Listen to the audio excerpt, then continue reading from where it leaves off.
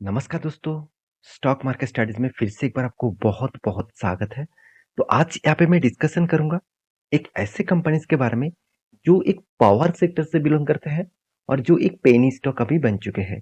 तो बहुत सारे दोस्तों ने मुझे कमेंट किया सर कंपनी लगातार गिरावट हो रहा है और 5 साल में इस कंपनी अच्छा खासा रिटर्न दिया था। तो फिर से उस लेवल से देखा जाए तो कंपनी में अच्छा खासा डिस्काउंट दे के शेयर देखने को मिला है। अराउंड 30% से भी ज़्यादा शेयर क्रैश हो चुके हैं। तो क्या सही टाइम है इस टाइम में निवेश करने के लिए? क्योंकि कंपनी का जो प्राइस रेंज है वो एक पेनी स्टॉक जैसा है। तो क्या इस कंपनी में निवेश करना सही होगा? तो वीडियो को लास्ट तक देखिएगा क्योंकि बहुत सारे दोस्तों का कमेंट्स भी आए थे और मैं भी इसके ऊपर एक वीडियो बनाना चाहता था क्योंकि आपको एक इन्फॉर्मेशन देना था। तो वीडियो को लास्ट तक देखिए और अभी तक आपने चैनल को सब्सक्राइब नहीं किया तो जरूर कर लेना।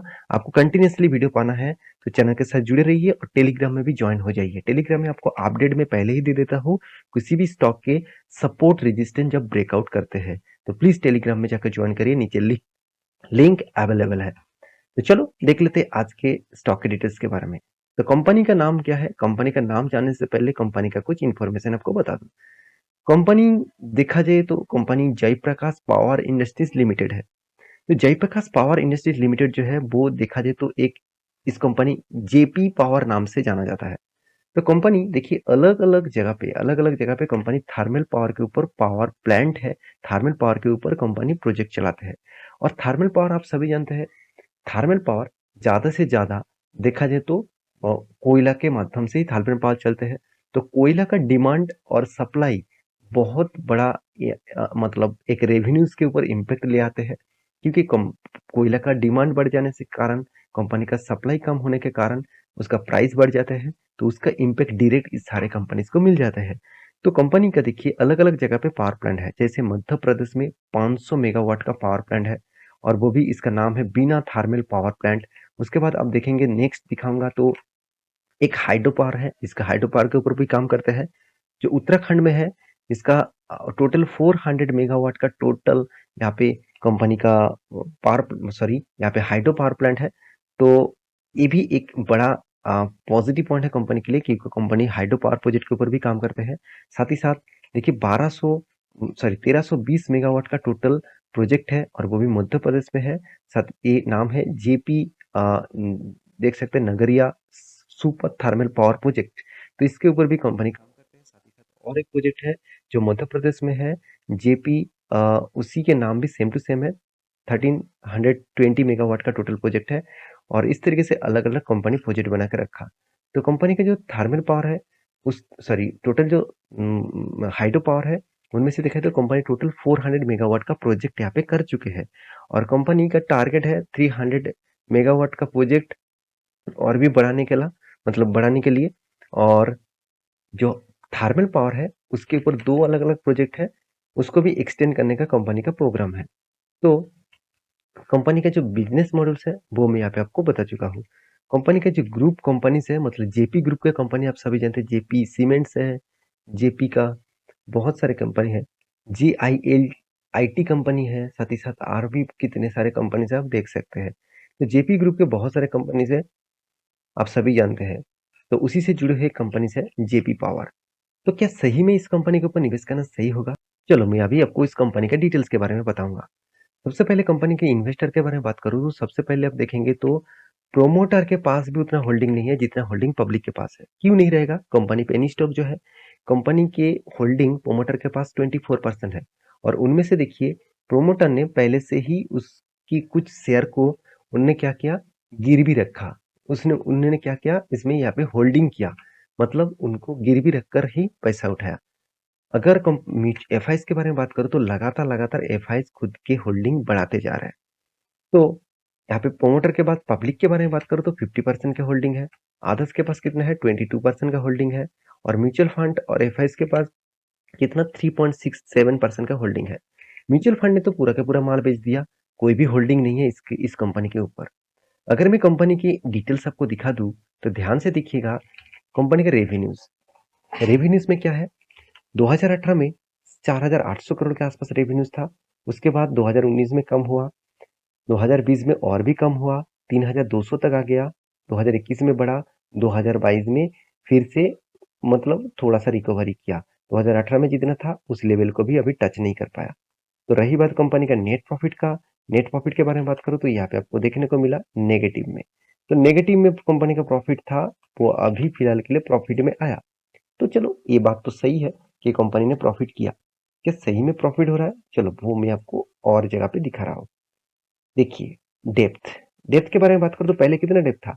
2.64% के आसपास। तो अभी डेप्थ कंपनी ने कम किया, 1% के नीचे लेके आया। तो फिर भी मैं किसी भी कंपनी के ऊपर निवेश नहीं करूंगा, मतलब जो कंपनी 0.50 के ऊपर डेप्थ दिखा रहा है। तो इस कंपनी के जो एक रेशियोज में आपको दिखा दूं, जो रेशियो बहुत इंपॉर्टेंस है, वो है कैश ईपीएस। कैश ईपीएस का मतलब है कंपनी के एक्चुअली हाथ में कितना कैश है। तो अर्निंग पर शेयर में कंपनी का कितना कैश यहाँ पे फ्लो हो रहा है। तो कैश फ्लो में नेगेटिव दिखा रहा है, तो यहाँ पे कुछ खास परफॉर्मेंस नहीं है। साथ ही साथ कंपनी डिविडेंड पे आउट भी कुछ नहीं दिया है। कहाँ से देंगे? कंपनी उतना प्रॉफिट नहीं किया।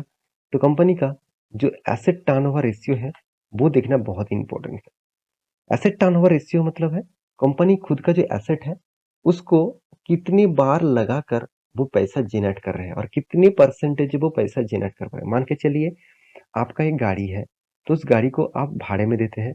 तो उस गाड़ी को बार बार लोगों को भाड़े में देने के बाद साल में आप देखेंगे कितने बार भाड़े पे दिया और कितना वहां से रिटर्न आपको मिला, सारे खर्चा माइनस करके। तो उसमें देखा जाए तो कंपनी का पहले अच्छा खासा परफॉर्मेंस था। अभी क्या हुआ? वो नेगेटिव में चला आया, मतलब नेगेटिव के आसपास चला आया। तो ये कंपनी के लिए वीकनेस पॉइंट है, ऑब्वियसली मैं कहूंगा, क्योंकि इस पॉइंट ऑफ व्यू से देखा है तो कंपनी के वीकनेस पॉइंट जरूर है। साथ ही साथ कंपनी की और भी कुछ रेशियोज आपको दिखा दूं। जैसे आप देखेंगे तो क्विक रेशियो। तो क्विक रेशियो बहुत इंपॉर्टेंस है। हमेशा कहा जाता है कि क्विक रेशियो कंपनी में 1% के ऊपर होना चाहिए। ये इसका मतलब क्या है? मान के चलिए कंपनी जो बिजनेस कर रहा है, उस बिजनेस में जितना पैसा, जितना उसका एसेट यूज कर रहा है, उस एसेट में से कंपनी कितने परसेंटेज प्रॉफिट कमा रहा है। मान के चलिए कंपनी ने 100 मतलब 100 करोड़ का टोटल एसेट और कैश इन्वेस्ट किया। तो उनमें से अगर कंपनी 200 करोड़ का प्रॉफिट जनरेट किया तो कंपनी ठीक ठाक है। अगर उनमें से कम हुआ, मतलब 100 से देखा जाए तो 100 से भी ज्यादा, 100 के 100 है, तो भी कंपनी सेम टू सेम है। उससे कम है तो कंपनी खतरे में है। तो यहाँ पे वही नजरिया देखने को मिला। देखिए 0.92 के आसपास है, 1% से भी कम है। तो ये पॉइंट ऑफ रेशियो से बता जा मतलब एक क्विक रेशियो बताते हैं कि कंपनी का खतरा अभी भी टला नहीं। कंपनी का खतरा थोड़ा सा रिकवरी हुआ है, पहले 0.47 के आसपास था, अभी थोड़ा सा चेंज हुआ है। तो एक थोड़ा सा धीरे धीरे करके कंपनी पॉजिटिव मूवमेंट में जा रहा है। तो कंपनी का बाकी पैरामीटर्स के बारे में बात करूं तो कंपनी का वैल्यूएशन मुझे बहुत ज्यादा लगा। कंपनी का मार्केट कैप भी बहुत, मतलब देखा जाए तो एक स्मॉल कैप टाइप कंपनी है। कंपनी का बुक वैल्यू, आप कहेंगे सर बुक वैल्यू तो बहुत शानदार है, कंपनी का करंट प्राइस के हिसाब से कंपनी तो अब तो ₹5.5 के आसपास है और बुक वैल्यू बहुत कम है। ऐसे बात नहीं, बुक वैल्यू कम होगा इसका मतलब ये नहीं कि कंपनी रॉकेट बनेगा, ऐसे बिल्कुल मत सोचना। तो कंपनी का return of equity, return of capital employed ठीक ठाक नहीं है, एकदम लो रेंज में है। एनुअल इनकम 107 करोड़ के आसपास है। इस बार कंपनी ने रिकवरी किया प्रॉफिट, मतलब जो कर्जा है उसको रिकवरी किया। और उसके बाद आप देखेंगे तो कंपनी का पैग रेशियो बता रहा है कंपनी का वैल्यूएशन ज्यादा है। कंपनी का मार्केट कैप टू सेल्स बता रहा है कंपनी ₹1 कमाने के लिए कंपनी को 68 पैसा देना पड़ रहा है। तो ये बात मुझे अच्छा लगा। और साथ ही साथ आप देखेंगे इंटरेस्ट कवरेज उतना खास नहीं है। कंपनी का जो एसेट है, जो मैं पहले आपको बोल चुका हूँ, कंपनी जितना एसेट को यूज कर रहा है उतना पैसा वो जनरेट नहीं कर पा रहा है। तो एसेट के मामले में, रिटर्न ऑफ एसेट के मामले में कंपनी का हालत बहुत खराब है। तो कंपनी का प्रॉफिट एंड लॉस के बारे में बात करें तो कंपनी का सेल्स ग्रोथ धीरे धीरे करके इंक्रीज हो रहा है। उसके साथ कंपनी का एक्सपेंस भी इंक्रीज हो रहा है। तो कंपनी का डिप्रिसिएशन खर्चा, इंटरेस्ट का खर्चा, सब कुछ मिलाकर टैक्स देने के बाद कंपनी बीच में 2017 से लेकर कंपनी लगातार लॉस करते थे। उसके बाद 2021 में, 2022 में प्रॉफिट किया और इस बार 2023 में उतना खास प्रॉफिट नहीं दिखा रहा है। तो रही बात कंपनी के रिटर्न के मामले में, लोग यही देखकर निवेश कर दिया, 3 साल में 90% का रिटर्न दे दिया। देखिए कोविड के बाद हर कोई कंपनी भागा, तो इसमें कोई मतलब चौंकाने वाला बात नहीं है कि 3 साल में रॉकेट बन गया। बाकी साल तो देखिए 10 साल में क्या नेगेटिव, तो उसमें निवेश करने से क्या फायदा। तो उसके बाद देखिए, आप कैश फ्लो के बारे में बात करूँ तो कैश फ्लो बहुत इंपॉर्टेंस है। आप ध्यान से देखेंगे कैश फ्लो के बारे में, तो कैश फ्लो जो बता रहा है कि कंपनी कितना प्रॉफिट यहाँ पे आपको दिखा रहा है, हाथ में दिखा रहा है 1300-1100 करोड़ का प्रॉफिट हुआ। एक्चुअली कंपनी के हाथ में कितना पैसा आया, 800 करोड़ के आसपास। चलो मैं फिर भी मान लेता हूँ कंपनी के आधे से भी ज्यादा पैसा हाथ में आ रहा है, चलो ये भी ठीक ठाक है। बाकी डिटेल्स देखेंगे, जो रेशियोज कंपनी का जो हाथ में पैसा आ रहा है वो बहुत दिनों टाइम लग जा रहा है, 73 डेज, 80 डेज, 111 डेज लग रहा है कंपनी के हाथ में पैसा आने के लिए। तो जितना ज्यादा टाइम लगेगा उतना ही कंपनी के लिए खतरा होगा। रही बात कंपनी का पेबल्स का, तो कंपनी का जो पेबल्स है वो अभी जीरो है, चलो ठीक ठाक है। कंपनी का जो लाइबिलिटीज है वो देखना बहुत जरूरी है। कंपनी के लाइबिलिटीज के बारे में बात करूं तो मैं हमेशा देखता हूँ ट्रेड पेबल, तो मतलब कितना ट्रेड पेबल के हिसाब से कितना पैसा अभी भी देना बाकी है। 300 करोड़ के आसपास है, धीरे धीरे कंपनी का जो ट्रेड पेबल है वो कम हो रहा है, ये भी एक प्लस पॉइंट है।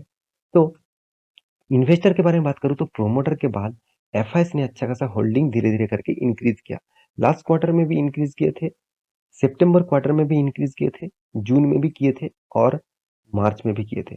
इसका मतलब इन्वेस्टर इन्वेस्ट धीरे धीरे करके बढ़ा रहा है, तो इस कंपनी के ऊपर फोकस रखना।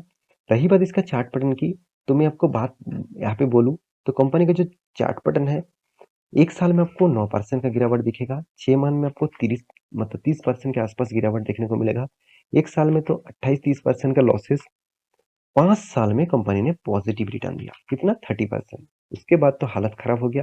मैक्सिमम चार्ट पर ओपन कर लूँ तो 80% तक स्टॉक गिर चुके हैं। तो मैं बार बार बोलूंगा कि किसी भी कंपनी के ऊपर निवेश करने से पहले ये पैरामीटर देखना बहुत इंपॉर्टेंस होगा, क्योंकि यही पैरामीटर आपको बताएगा कि एक्चुअली कंपनी का अंदर क्या चल रहा है। तो मैं जरूर कहूंगा आप इस हिसाब से देखिए। इस कंपनी में मुझे तो उतना खास परफॉर्मेंस नहीं देखने को मिला। जिस कंपनी का टेंट इस तरीके से डाउन में है, चाहे वो फिर से रॉकेट की तरह भागे, फिर भी मैं इस कंपनी के ऊपर निवेश नहीं करूंगा। आपका क्या ओपिनियन है मुझे जरूर कमेंट करना। और अगर आप मेरे डिसीजन सुनना चाहेंगे तो मैं जरूर कहूंगा इस तरीके से कंपनी से दूर रहिए। पावर सेक्टर में और भी बहुत सारे पेनी स्टॉक जैसे और भी अच्छे कंपनी मिलेगा, जहां पे आप निवेश करके अच्छा पैसा खासा पोर्टफोलियो बना सकते हैं। बाकी आप एज ए ट्रेडिंग पर्पस में स्टॉक के ऊपर निवेश करना चाहते हैं तो ठीक है, तो उसके लिए आप टेलीग्राम में ज्वाइन हो जाइए। कोई भी सपोर्ट रेजिस्टेंस बनेगा तो मैं आपको टेलीग्राम में पहले से अपडेट दे दूंगा। तो ये था कंपनी का डिटेल्स। मेरे वीडियो कैसे लगा जरूर कमेंट करना। इसी तरीके से वीडियो पाने के लिए चैनल को सब्सक्राइब भी करना। मिलते हैं नेक्स्ट वीडियो में, तब तक के लिए अच्छे से रहिए, अपने ख्याल रखिए, बाय बाय।